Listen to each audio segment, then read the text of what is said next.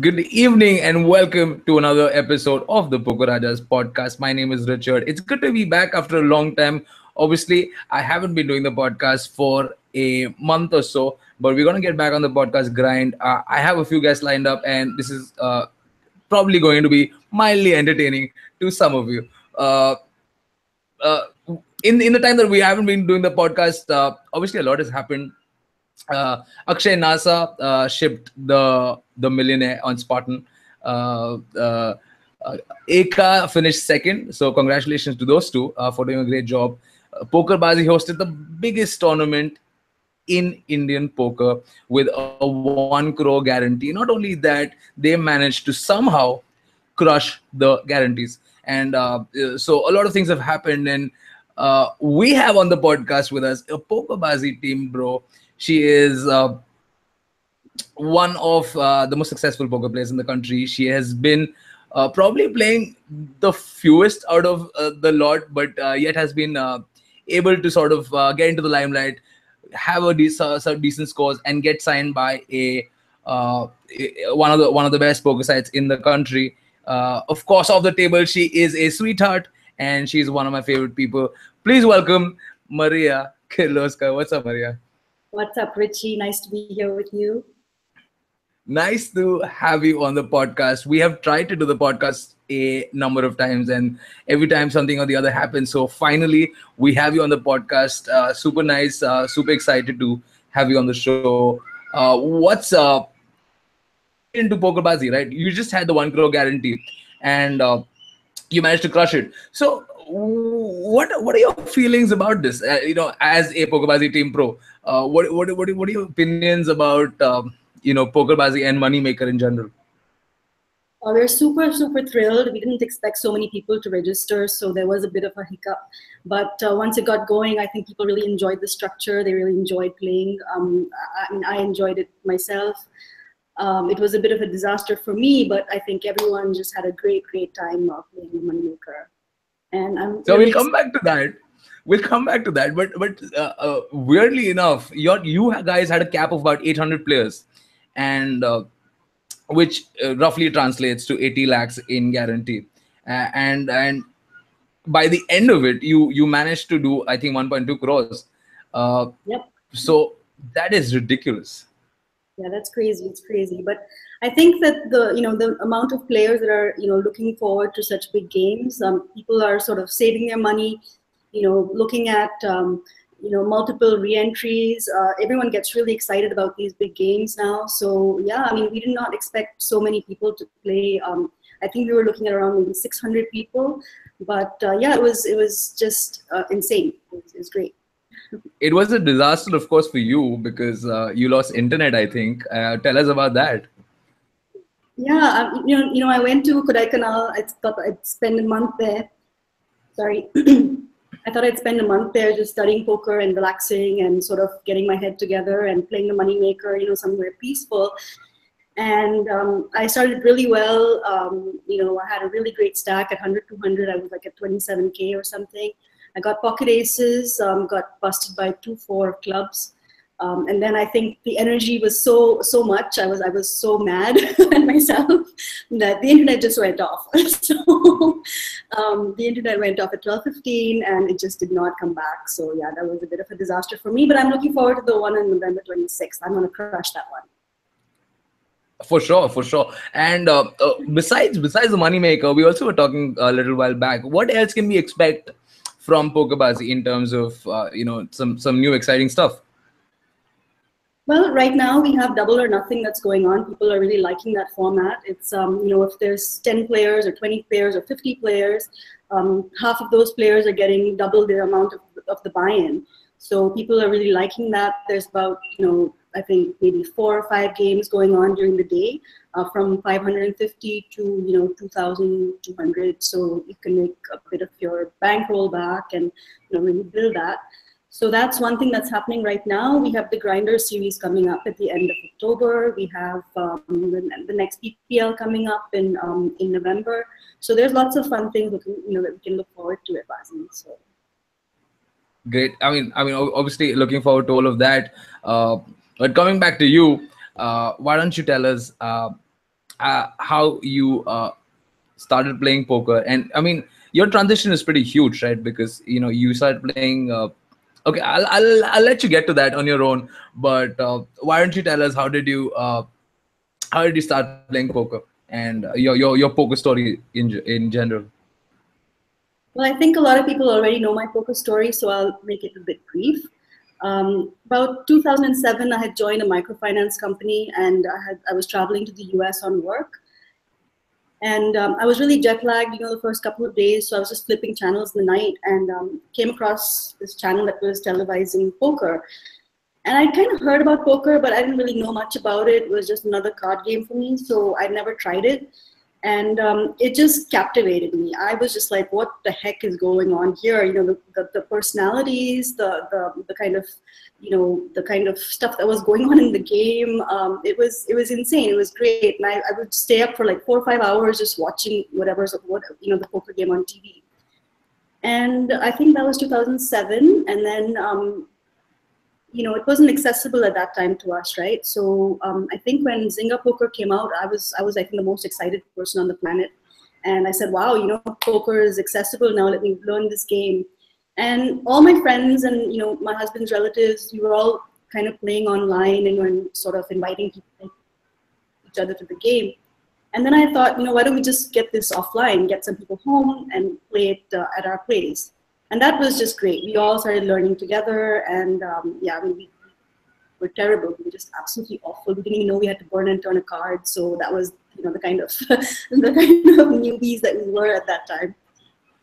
And in 2012, we went for our 13 of us from Pune and Bangalore. We went to, I think it was Karavana where I met you at that game. It was the IPC. It was probably the Royale. I'm not sure if Caravella was hosting IPCs back then. Probably Casino Royale. I'm not sure. It was something in Goa. So it was IPC. It was 2015. Sorry, not 2012. And we were like 13 of us there. And that's where I met you, Richard, for the first time. And Shravan Chabria took me out. We were about 68, 70 people playing the game. And he took me out. I was like 12th or something. And, he looks at me and he says, I got the nuts. And I was like, he has a straight, I have a pair. What does nuts mean? Okay. Get off the table. I get off the table and I'm asking my friends, I was like, he has the nuts. What does that mean? I thought it was only nut flush. What does it mean with straight? So it was so bad. But yeah, that was how I got into poker after that. In 2015, I started to take it seriously. And I came for my first IPC, the big games at that time. And I've been around for like 2.5 years on the circuit now. So that's awesome. That's awesome. And what you didn't mention, and what I know from having spoken to you about this, that you guys in the house game that you guys used to play, like 13, 15 of you guys, you used to ship that tournament every single week, and you went on this. No, that's not true. That's not true. They're all pretty good. Actually, some of them are much better players, including my husband. He's much better player than I am. But when we moved to Pune, we were playing, and when you're playing a home game, everyone thinks they're the best, right? So everyone thinks, oh, I shipped it today, so I'm fantastic. And then the following 2 weeks later, somebody else ships here like I'm the best. So I was like, what? Let's just put this down on paper. Let's get a leaderboard going. And for 2 years consecutively, I shipped the leaderboard. At the end of the year, I got like some 50K, which was in the kitty, and that was supposed to be for our, going to Goa and playing one of these big tournaments and somehow making it big, So that was how it kind of started. That is insane. Okay, so tell us. I mean, obviously, in 2015, you decided to take poker more seriously, and I know for a fact that you worked really hard on your game. But tell us, how did Pokerbaazi happen? Was that something that you were looking for? Was it like a happy accident? Like how did that whole transition happen?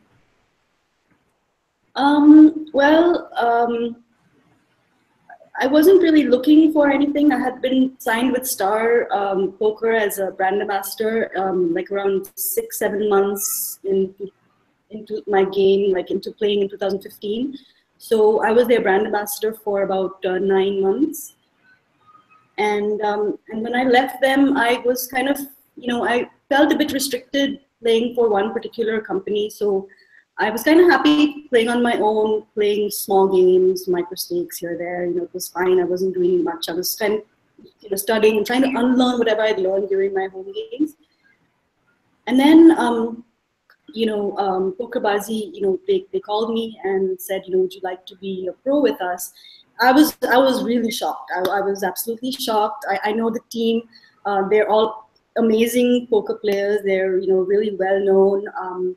They've been putting a lot of hard work for the last couple of years into building Pokerbaazi. And I was playing a little bit on Pokerbaazi. I was also playing a little bit on other sites, but I really liked their software. I'd done well in their games. So when it happened, I was really shocked and I was super excited because I think Baazi is a company which, more than anything, the team is like a family, and I really needed that to sort of decide to go with them. A couple of other companies had been talking to me. They were also really great. They were really very sweet to me. But ultimately, I sort of sided with Baazi. That's awesome, and that's exactly what Abhishek said as well. Abhishek Rathod, when he was on the podcast, he said, Pokerbaazi is like a family, and that he feels like very at home with the people he's working with, and obviously has great faith in the site, which is great to hear on behalf of a particular poker site. Obviously, this happened. So what's your like?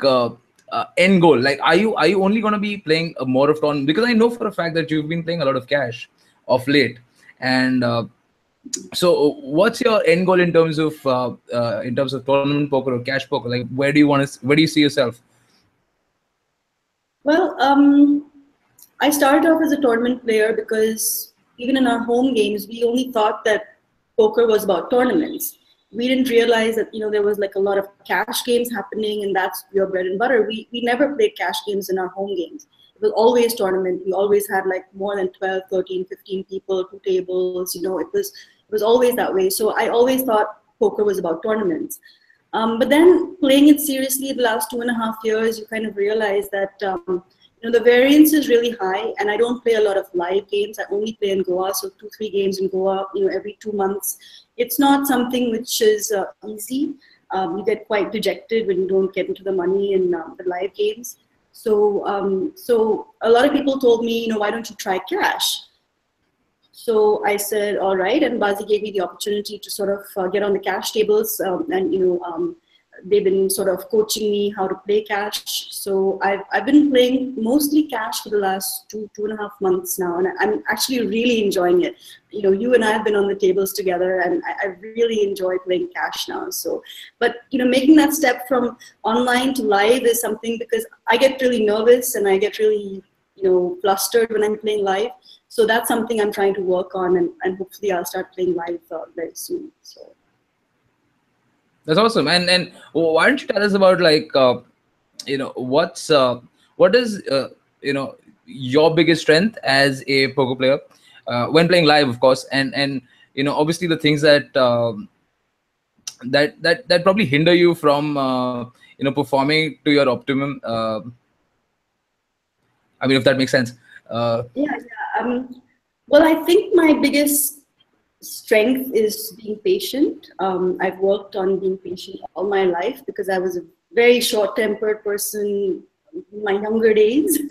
So I've tried to sort of, work on myself and try to be much more patient, much more tolerant, those kinds of things. So I think that's helped my game. And, people always laugh at me because I'm sitting there with like 2 big blinds. I think a lot of people have seen me sitting with 2 big blinds, saying, I'm going to do this, I'm going to do this, But the hindrance, I think for me, it's kind of strange because, well, 2015 when I started, suddenly, I didn't realize the kind of,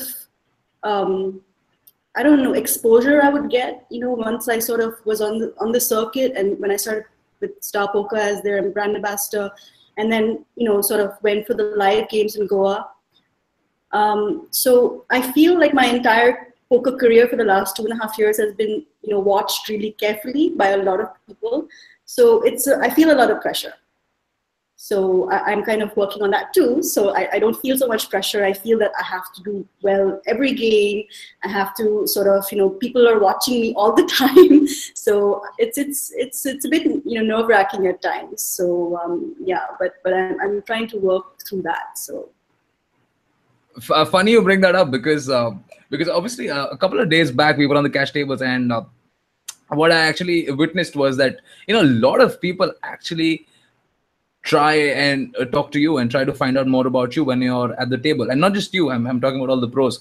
And so funny conversation that I witnessed, and I know that you know what I talk about. So you were asked, Maria, uh, how did you become pro? What did you achieve, and stuff like that. And really, I mean, it might not be from like a really bad place or whatever, but you do get like approached a lot, and you definitely are in the limelight, of sorts. And how do you deal with that? I mean, I I saw you replying with utmost patience, and it must be taxing after a certain point.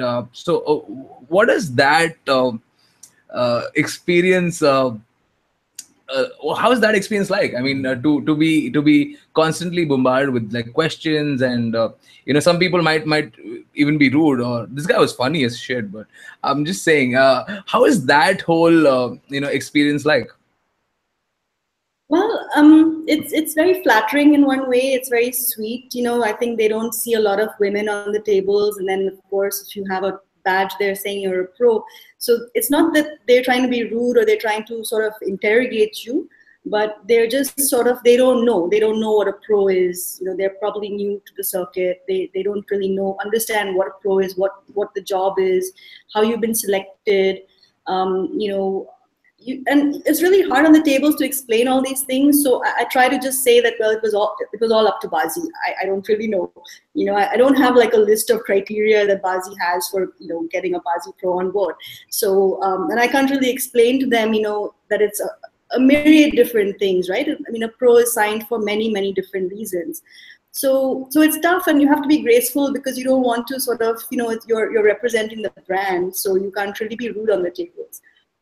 And I know a lot of people on the tables. My regular players, like all my good friends. There's Karma Poker, there's Definite, there's Young Gun, there's Money. There's all these guys who are always on the table with me. And if there's anyone who's rude to me on the tables, they always take take my side and sort of shut the conversation down. Matt Poker. There's so many of these guys who are my good friends now, and so they all sort of stand up for me. But yeah, I've been also trolled really badly on the tables, and it's really hard because you're trying to concentrate either on a game or a catch game, and you're here trying to tell somebody that dude, like let me play my game. So it's tough, but I guess a lot of people go through it, right? I mean, regular players go through it because they're trolled also about their game and how they're playing, and you went all in a pocket sevens against pocket aces. How can you do that? How can you call me? And well, someone called me with 2-4 clubs when I, when I 4-bet him. So I mean, I don't know. How can I ask? That's true. That's true. And I have to give a shout out to the boys in the chat. There's Kanishk, there's Eka, the recent millionaire, who refuses to come on the podcast. Can you believe that, Maria? He refuses to come on the podcast. But anyway, there's Yuvraj, and this is what Kanishka has to say for you. Kanishk has to say Maria is one of the better poker ambassadors of the country, and your answer sort of justifies that statement perfectly because I think that was like the most well put explanation you could have possibly given. Thank you. Thank you, Kanishk. Oh, but you definitely are one of the better poker ambassadors of the country, and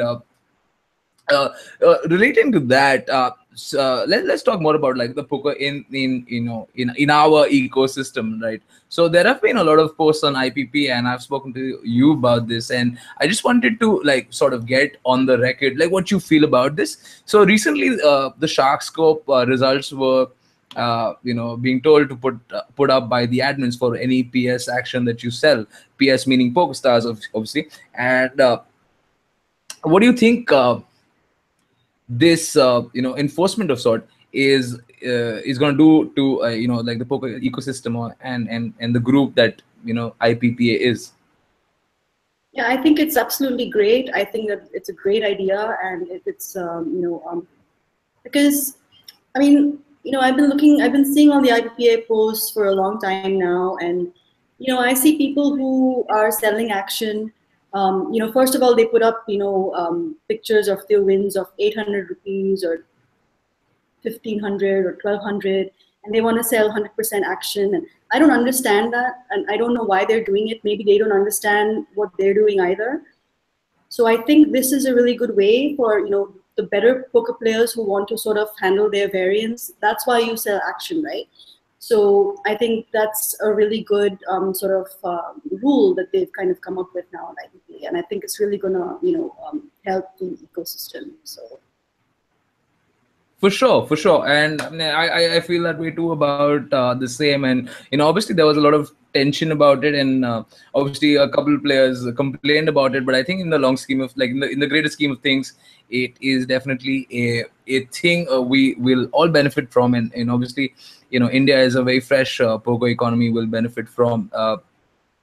I wanted to also speak about your blogs, and I've been reading them, and they have been getting a lot of clicks, and a lot of people have been enjoying it. So tell us about your inspiration to start writing about poker, and you've written about 7-8 articles already, and I have enjoyed them thoroughly. Tell us more about that. Well, thank you for saying that. I've always wanted to be a writer. I've always been in communications for my entire corporate career. But Baazi has given me the platform to sort of write, do some creative writing. So like my Bikram Yoga piece, I've been dying to write about that for a long time, and I was quite amazed at the response. But yeah, I'm really happy to be writing again, and not marketing stuff, and not corporate communication kind of material, but creative writing now. So that's and writing about poker, and writing about making parallels of my life with poker. I think it's been quite cathartic for me also, and I'm glad that people are enjoying it. I hope that people write into me and sort of suggest other topics, because I'm kind of looking at what to write next. So yeah, it's extremely funny, most of it, and the thing is that it's very educational to a level where a person who doesn't know poker can actually read the article and sort of relate to somehow on what the game is, and how they should probably approach it. And transitioning straight into a lot of people have been wanting to take up poker straight out of college, or like very young, and they want to quit their jobs and play poker. And not only that, there have been people who maybe in a lot of debt because of poker, and wanting staking and wanting to play more to sort of get themselves out of the hole they've dug up. And so it's obviously the dark side of poker, and people don't really want to talk about it. But I felt like you're one of those people who actually cares about those those problems and those topics, and your article somehow transcends into those problems as a poker player that one faces. What do you think about a 20-something guy wanting to take up poker and wanting to like quit his job and play poker full time? yeah, well, I get a lot of messages from these young poker players. I mean, I think I go every day I get at least 2-3 messages from young guys who want to quit their job, first of all, or they don't have a bankroll anymore because they've lost like lakhs of rupees which they won on various sites, and they want me to stake them, or they want me to help them somehow. And I really think by helping them to just sort of by giving them more money, or to give them a more of a bankroll or something, is not going to really make them understand bankroll management. So I keep telling them that they have to sort of, first of all, don't quit your job. you're just out of college, you're just gonna start working somewhere, understand discipline, understand authority, understand all those things that work gives you, and make poker your second income, which is great, right? I mean, why wouldn't you want more money, which you can just make when you come home at night and sort of play a game if you're good. So I keep telling them that, I keep telling them that don't, first of all, don't quit your job. Secondly, if you want to become a professional poker player, or you want to make it your full-time job, you have to sort of be very disciplined. You have to be organized. You have to sit down with an Excel sheet, write down every single, tournament you're playing. What is the buy-in? How many rebuys have you used? How many, one add-on, how many re-entries, what was the total cost of that game? And then how much did you make in that game? And then keep a track of every single one of them, including your cash games. And see at the end of the week, keep a check every week and then every month, how much money did you make overall? Will that be able to sort of fund your life for that month or for the next month? And if you're not able to do that, then you're not at that point, right? I mean, because you don't have, if you're planning to quit your job, you have to have an income. You can't be, using your parents' money or, taking a loan. And you can't be doing these things when you're playing poker. We're all brand ambassadors. We're all ambassadors of poker. Poker is a brand now. It's a skill, it's a sport, everything. We're ambassadors for it. We have to think about it very clearly if we want to get into this in a professional way. So if you don't have a job, or if you don't work anywhere, how do you develop that professionalism? That's my concern. And people don't understand bankroll management. They don't understand that you got to have 50x, 100x of the tournaments you're playing or the cash games that you're playing.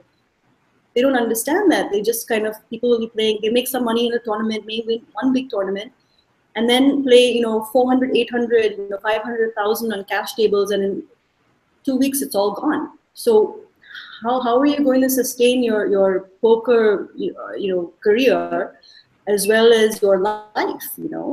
So I tell them this. I'm a big grandma with these guys, and I keep telling them, don't quit your job. So I know how tough it is. So I've seen even the big pros, and all of us who are doing this on a professional basis, it's not easy. It's very tough.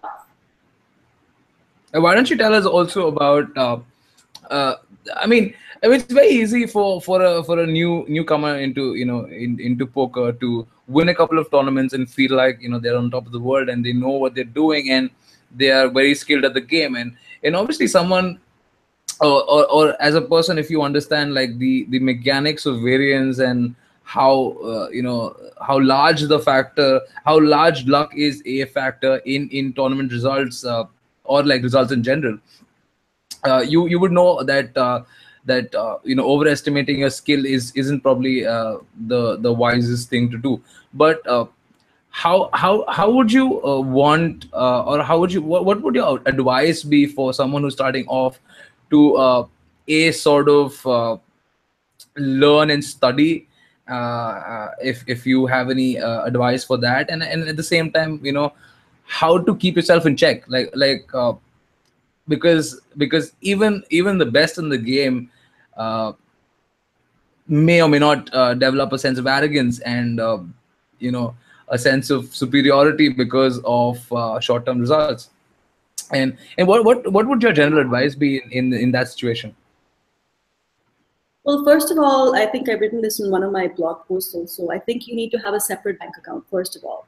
So if you want to use, like, say, 10,000 rupees a month, and that's something that you can afford, put that into a separate bank account, make that your poker money. That's your bankroll. And now you decide, if you have 10,000 rupees in the month to spend on your tournaments and you spend on your cash games, look at it from, say, you got to play like 100 rupee games, like 200 rupee games if you're doing well, and all that profit, put it into that bank account, right?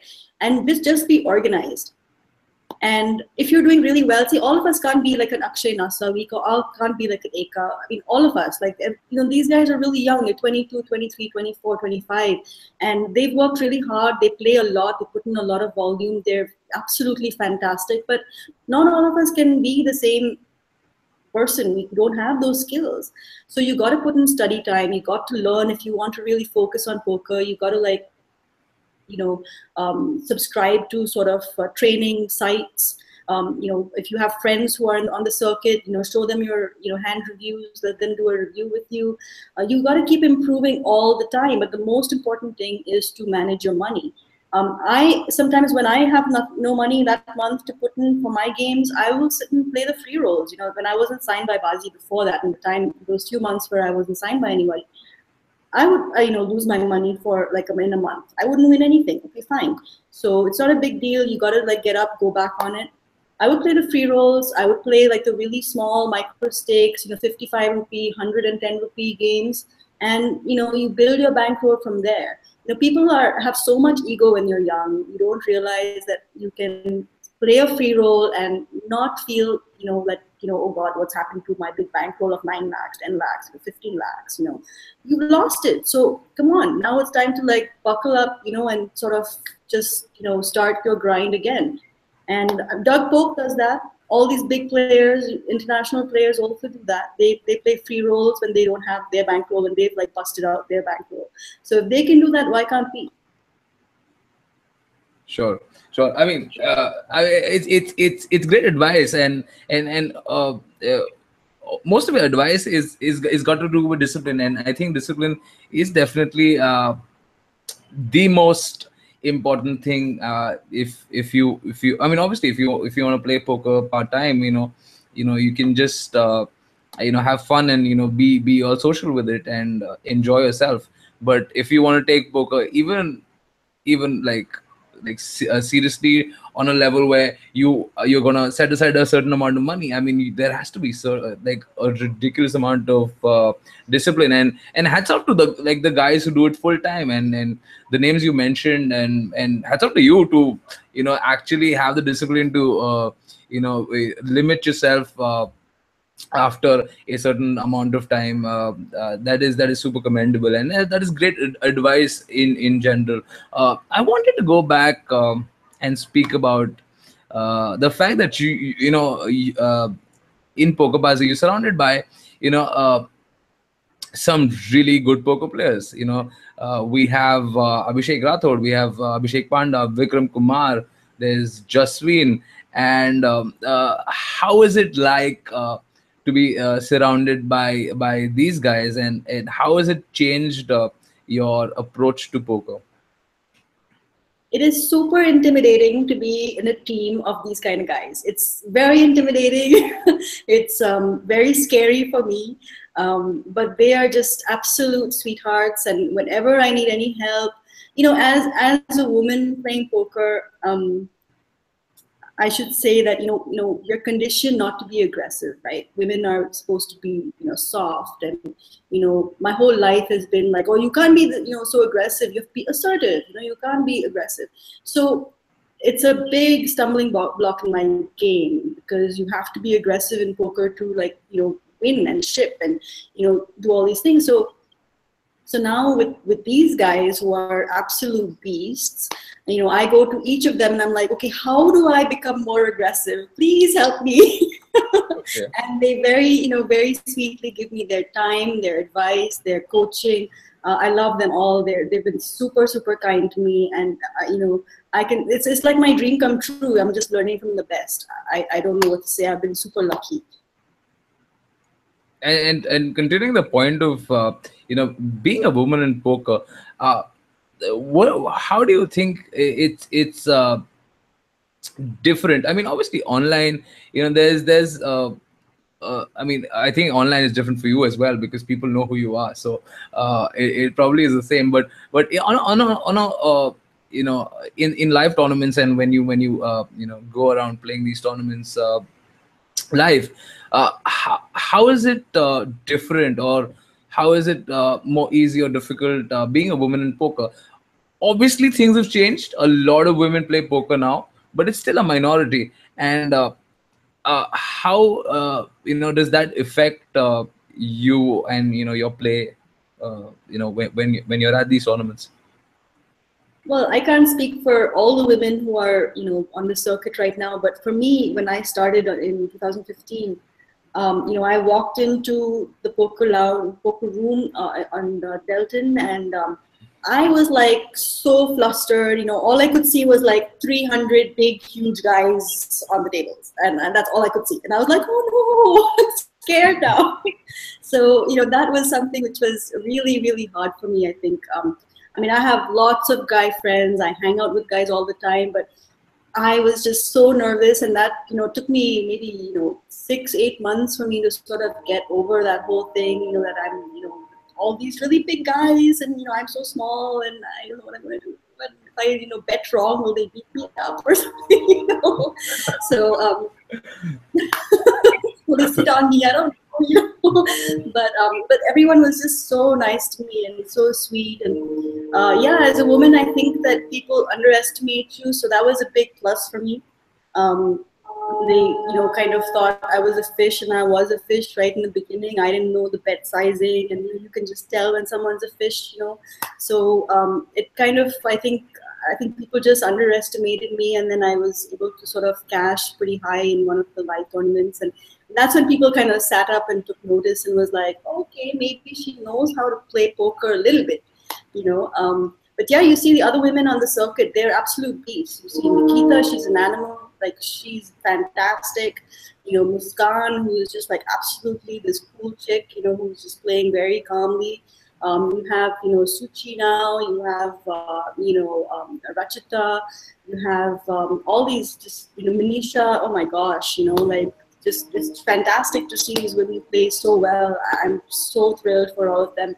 And yeah, I don't think men are really underestimating us too much now, because they know when they underestimate us, they're stacked and squiddy kind of with us. So Nicely said there. And what would your message be like to a woman who would probably watch this podcast, and I'm sure nobody watches it, but just in case somebody does, what would your message be? Like would you encourage more women to play the game? And what would your general advice be? Like, what would you like to say? yeah, if you like to play poker, go for it. There's nothing to be afraid of. Go for the live tournaments. Play online. Online you're safe in your house. When you go to Delton or go to Goa, you're safe there, because I know nearly everybody there who comes, the regular players, they're all sweethearts. Come play. Follow your passion. Just do it. Yeah, just go for it. There's no way that anyone can hold you back if you really want to pursue poker. Just go for it. That's Awesome. what I'm doing. Why don't we go back and speak a little bit about your transition into poker? I wanted to specifically speak about how difficult was it to actually start playing poker full time, and obviously when you started, you knew a lot less about poker than you probably know now, and you must have worked a lot in the recent years, leading up to your skill level and your confidence in the game. So how was that transition? How difficult, or like what did you go through in the initial phase to kind of get here? I think it's a kind of a double-edged sword, actually. When you start off playing poker, you're really playing, I think, by instinct, and you're not thinking of all the 25 million questions you got to ask in every hand. So I think that gut instinct, when I was playing, I had that gut instinct, and I didn't have that fear. But the more knowledge I've gained over the last, say, year and a half, has really sort of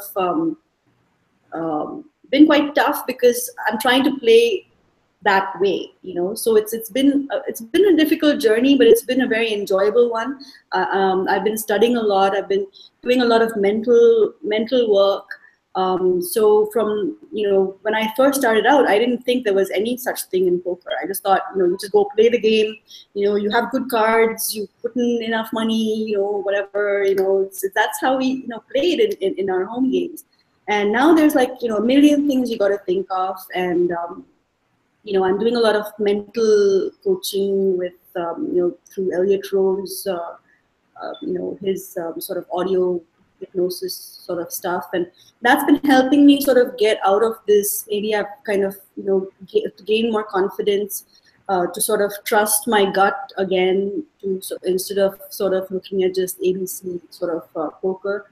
It's a long journey, and I'm really happy where I am. I think my game is really improved, but I have a really, really long way to go, and I think that it's a lifelong sort of ambition to really sort of get where you want to go with poker. So it's a long journey.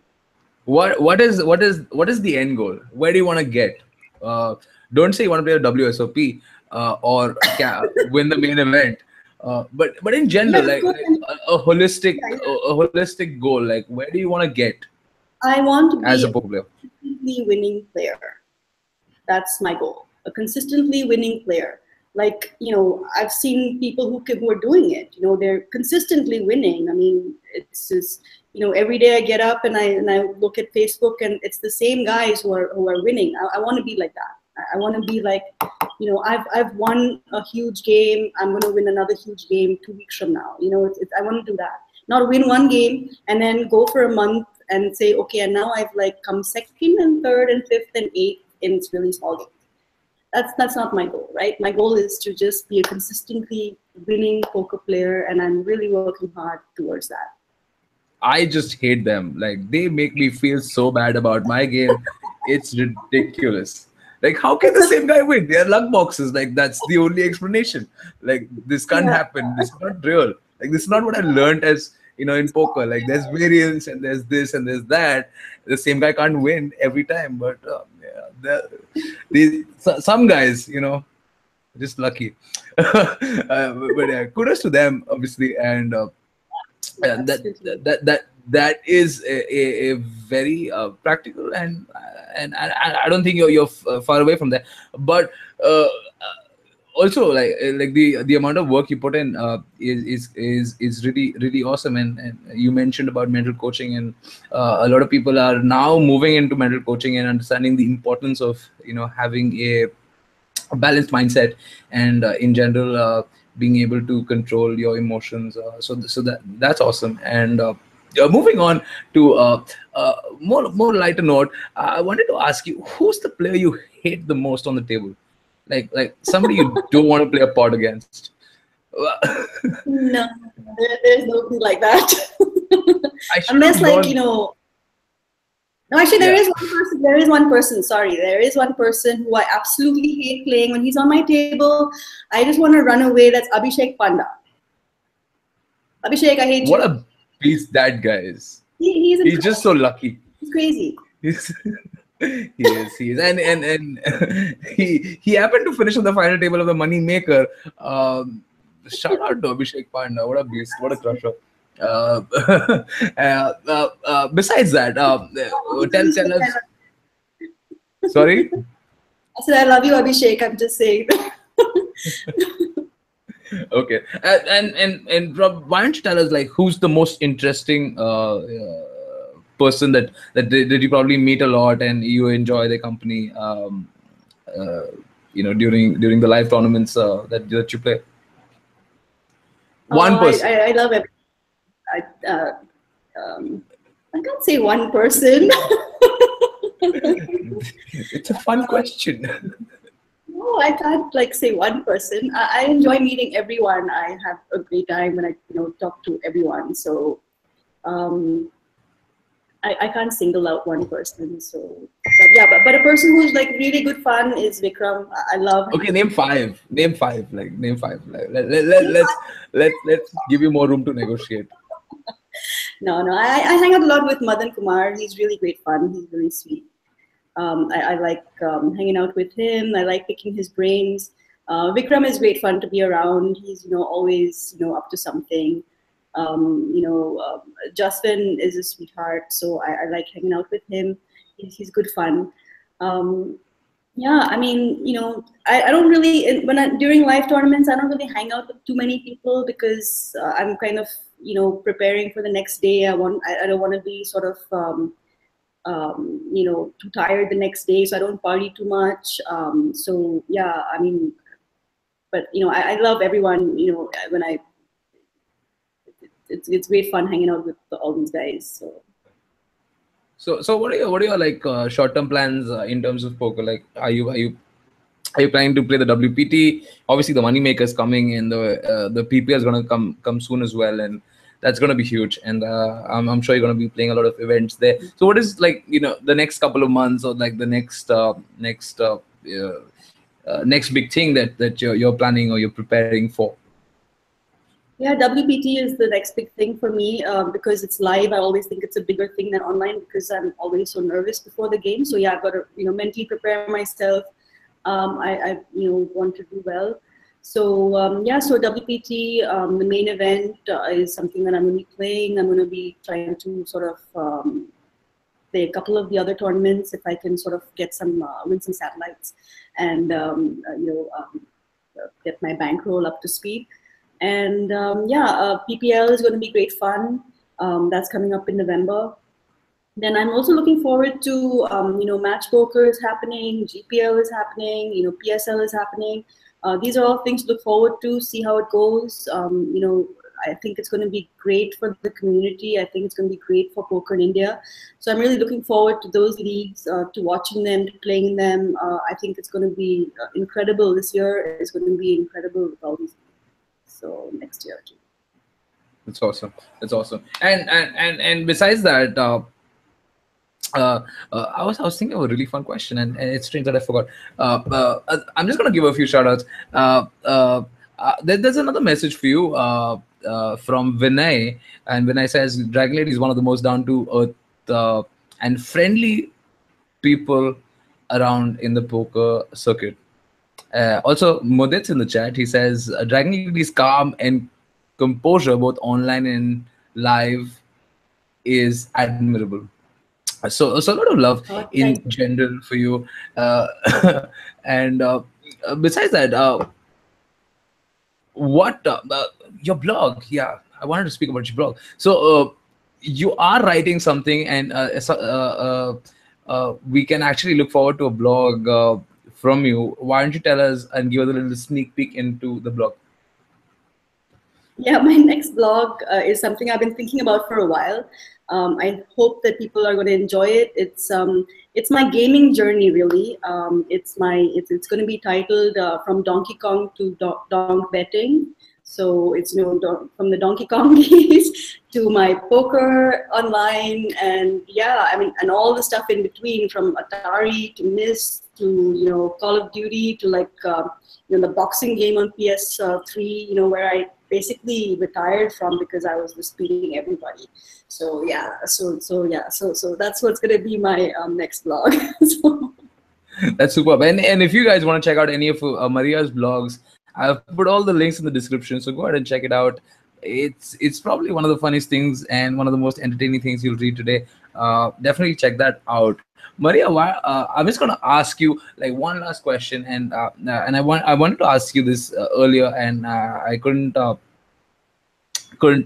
transition into it somehow. And I wanted to talk about how has your family and your friends and your relatives and everyone around you reacted to the fact that you chose to become a professional poker player, because obviously there is a certain stigma attached to being a poker player. And was that transition difficult, or like was there any friction when you actually made the move? Well, my husband has been absolutely super supportive. He thinks that this is something I'm born to do, which I think so too. So I'm really grateful to him to sort of for supporting me so much in these years, traveling without him and sort of spending nights on the computer, days on the computer, and him having to fend for himself basically. So he really supports me. My friends all think it's great that I'm playing poker professionally. They can't believe it, especially the people who I've started playing poker with and I still play poker with today. I think they're all like, how did you do this? You know, like, how come you're the one who is doing this right now? So, I mean, I just took that step. I think I was at that point in my life where I didn't really need too much of approval as such. But yeah, you want your family to support you. Most of them do. Some of them kind of look at me very strangely. But yeah, my grandfather used to play a lot of cards. He used to play, you know, every evening he'd be at a specific friend's house playing cards. My dad used to play a lot of cards. So, and my, you know, the rest of my family enjoyed playing cards too. I remember when I was really small and we'd be going to, you know, for a picnic somewhere, you know, in the afternoons, we'd all be sitting there playing rummy or something or the other, you know, some card game. So yeah, it's not alien to my family, but I do understand the reservations that a few of them do have, that, you know, they still think it's, of course, gambling and, you know, a woman gambling and making it a profession. It's not easy, but then I kind of hope that, you know, that they read a lot about poker being a sport, and they can see I'm not spending and, you know, and losing all my money and sort of going broke because of poker. So hopefully, you know, it takes time for people to get used to these ideas. So, but mostly, yeah, people think it's crazy. A lot of my high school friends, who are still my closest friends today, they keep laughing at me, you know, on Facebook, because they're all over the world. So they all, you know, write to me when I'm posting something about poker, and they're like, you know, I can't believe, you know, I remember you in high school. I never thought you would become a poker player, you know. So that's kind of fun. But yeah, it's people have been supportive mostly.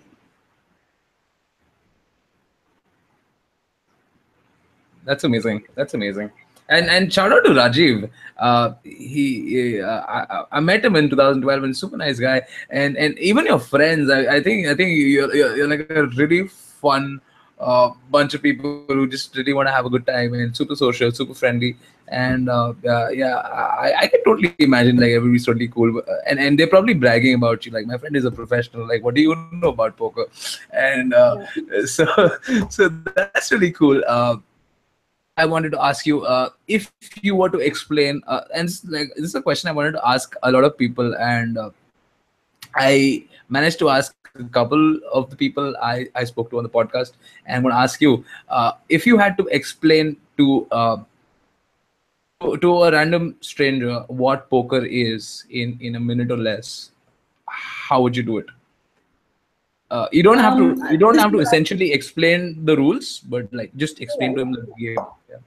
No, but I mean, I meet people every day and they ask me what I do, and I tell them I'm a professional poker player, and, you know, they always look at me very like, whoa, you know, wow, what is that? You know, you mean you play cards for a living? You know, and I'm like, no, it's a strategy game. It's a strategy game. It's all about strategy. I mean, there is luck involved, but in what sphere of life is luck not involved? So if you think it's like a team patti game, which mostly luck is involved, it's not. It's a strategy game. You have to read people. You have to have a strategy for your hand. You've got to have a strategy for your, you know, the way you either want to, you know, how you want to take that pot down. So yeah, I kind of tell them it's a mind sport and it's a strategy game. So yeah, and then they're always like, oh yeah, okay, that's interesting. It seems to be that way. Yeah, okay. So yeah. Cool. Thank you, Maria, for being on the show with us. It was a pleasure talking to you as always. And before I go, I mean, any last words that you want to say? Any advice? Anything that you want to plug? Any Pokerbaazi stuff that is coming up, or anything else that you wanted to talk about before we go? I just want to say one thing. I want to say two things. One thing is that, you know, we all have to remember that there is a stigma around poker in our country, and if we want to see poker as a sport and as our passion grow, we have to realize that each one of us playing poker, we have to be ambassadors of the sport. So, you know, really be careful what you put out there on social media about poker, about, you know, your attitude towards poker, you know, what you tell your friends and family about poker. It's really something that we all love, right? That's why we're doing this, you know, nearly 24/7. So do remember that we are all ambassadors of the sport, and, you know, try not to do stuff which is going to bring the sport into disrepute. Secondly, I want to thank everyone, who has been so supportive to me. It's been a really, I would say, long and tough journey, but I've been really lucky along the way to meet fantastic people, and they've all like helped me so much with my game, and I'm just absolutely speechless actually. I don't really know what to say to them, but really thank you so much for helping me get where I am today. You definitely are one of the best brand ambassadors of the sport, and I feel like more people should represent and be a brand ambassador for poker, and country, and poker can go a lot of places, and a lot of things and a lot of opportunities can open up if poker keeps growing at the pace it has been growing. And thanks to people like you who represent the game so well, and keep reminding is a strategy game, and that uncle who's actually got us straight, and he said by feeling tha is not somebody who we should take advice or look up to, because that's stupid. And so on that note, I'm gonna let you go. Thank you so much. Come back on the podcast sometime soon, and all the best to you. Hope you ship the main event at the WPT, and lots of success, and lots of luck to you. Thank you so much, Maria. Thank you You so there? much, Richard, for Okay, having me on. sorry. I thought I lost you. Cool. I just want to say thank you so much for having me on Poker Rajas. I'm really flattered, and thank you so much, and all the best with your podcast. She watches it. I mean, it's just like me and my mom. But thank you so much, guys, for watching. She's right. She's somewhere. Thank you so much for watching the podcast, guys. Sumit Sapra is gonna be on tomorrow night. So that's that, and hang out with us in the chat. And when I says poker anis, which is super apt. And so yeah, we're gonna keep trying to do a podcast every week, and try and bring reasonably content to you. Keep it go ahead, and you can follow her on Facebook. I think she's Maria Kirloskar. Go ahead and play tournaments as well. Thank you so much, guys. Take care and good night.